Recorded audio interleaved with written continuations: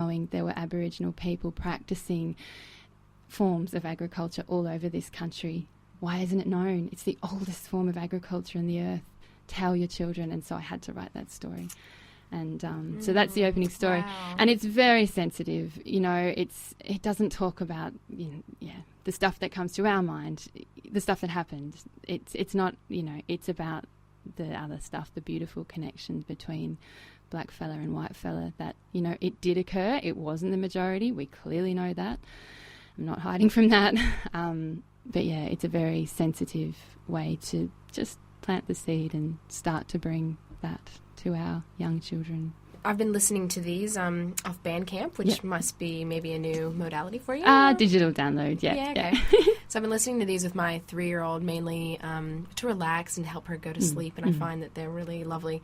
We were listening to this Panic and Tim one a few days ago, and she kind of gets it. She's 3, but at one point she went, "That's good sharing, isn't it?" And I was like, "That is good sharing," and it's just that just first laying the groundwork for understanding, what does this look like? What does this look like to young children? And it does. I guess for her it looked like, that does look like good sharing, doesn't it? Yeah. And she, yeah. And clearly it wasn't. That, if we follow the story, okay, there wasn't good sharing. That happened.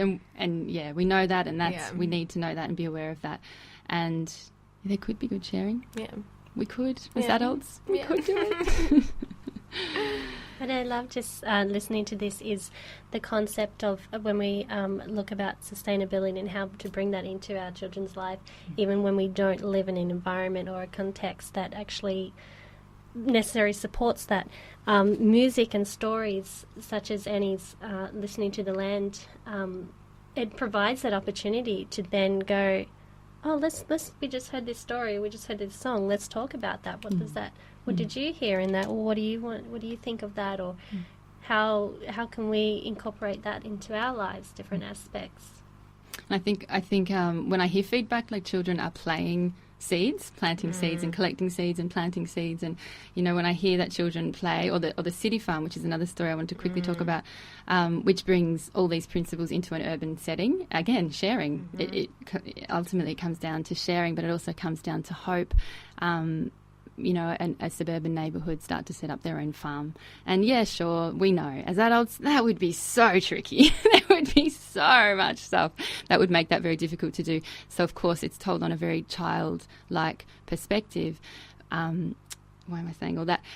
But I really wanted to write that story because, again, it's not really about being on land, and it's not even about farming, it's not even about gardening, it's not even about growing food. It's about the principles, it's about the ethics, the thinking, the open-hearted connections with human beings that all my stories and songs really are about.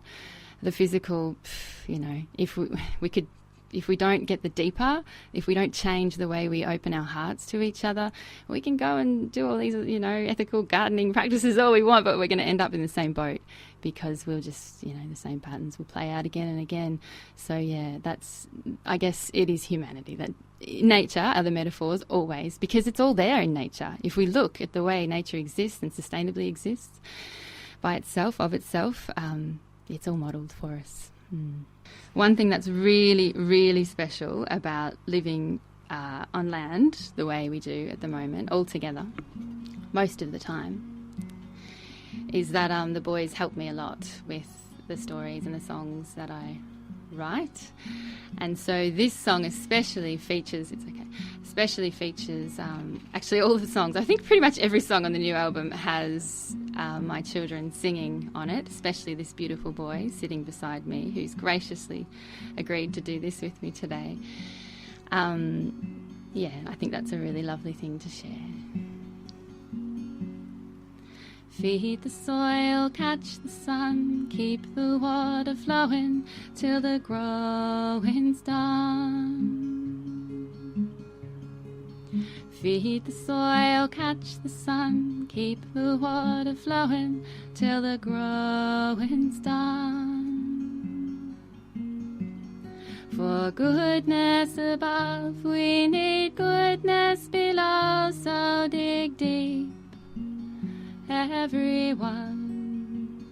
We must feed the soil, catch the sun, and water will flow to everyone.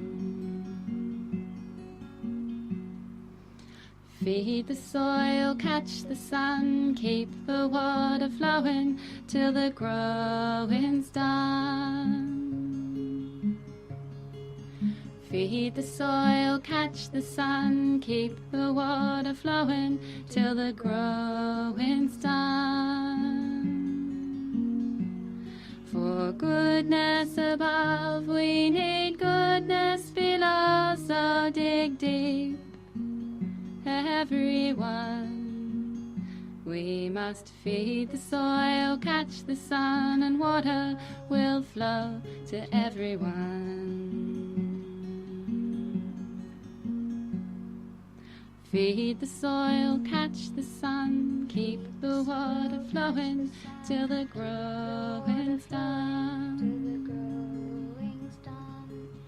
Feed the soil, catch the sun, keep the water flowing till the growing's done. For goodness above, we need goodness below, so dig deep, everyone. We must feed the soil, catch the sun, and water will flow to everyone. We must feed the soil, catch the sun, and water will flow to everyone. That's amazing. Thank you both so much for bringing your beautiful voices here into the studio live. And after this such an inspirational talk here by Annie Byrant, we've just been coming up with a few ideas on how to practice sustainability with you and your families, and, you know, especially with young children. You know, I think that one of the big things that we have here is talking about reusable nappies, and sometimes that feels really feasible, but other times it's a bit hard. So we've found that even for us, using reusable baby wipes, even just taking an old blanket and cutting it up, and we put it with, you know, some Tupperware and some hot water and a bit of coconut oil. And so also we have been doing a little bit of Mama Bake, which means that we all kind of share meals, and that way you know, can sustain your family life a little bit better by not cooking so much and sharing that with other families. A lot of things we've been saying as well have been about doing waste-free parties. This year for our child's birthday, we had everyone bring their own plates and cups, and that really cut down on all of the plastic that you might have used for a party. The other one that I think is really important to me is just using reusable menstrual products, cups and pads and things like that, because so much of that goes into the landfills as well. And you think about how many women are using those products yearly. Another one that we've been thinking about is just enjoying your local area. So going on weekend walks here and really understanding the local area that you live in, instead of really emphasizing that overseas travel, is really coming here and really finding a love for your local area. And saying that along with camping and really allowing children to feel this land that they live on. And these have just been some ideas that we've been kind of tossing around with, really creating kind of like a sustainable, atmosphere for you and your family. We hope you've enjoyed this episode of Pregnancy, Birth and Beyond. I want to thank our guests Annie and Jonah Bryant. Check out photos and more of farm life with Annie Bryant, and share ways you foster sustainability with your kids on our website at pbbmedia.org, and Annie's website is talesandsongs.com. Tune in next week for more information and inspiration, bringing us full circle. You can find our show on iTunes, Spreaker, and the usual social media under Pregnancy, Birth and Beyond. We hope you've enjoyed this week's Pregnancy, Birth and Beyond show. Tune in next week for more radical and soulful radio, bringing us full circle. Our radio show now has a Facebook page. Take a peek, say hello, become a fan, and stay up to date with the show. Go to facebook.com/Pregnancy, Birth and Beyond Radio. I want to be a farmer, rising with the morning sun. I want to be a farmer, resting only when the day is done. I want to be a farmer, roaming with the cows and sheep. Hay bale jumping when the harvest's in, and playing hide and seek. Yes, I want to be a farmer, farmer, farmer. I want to be a farmer, farmer, farmer. I want to be a farmer.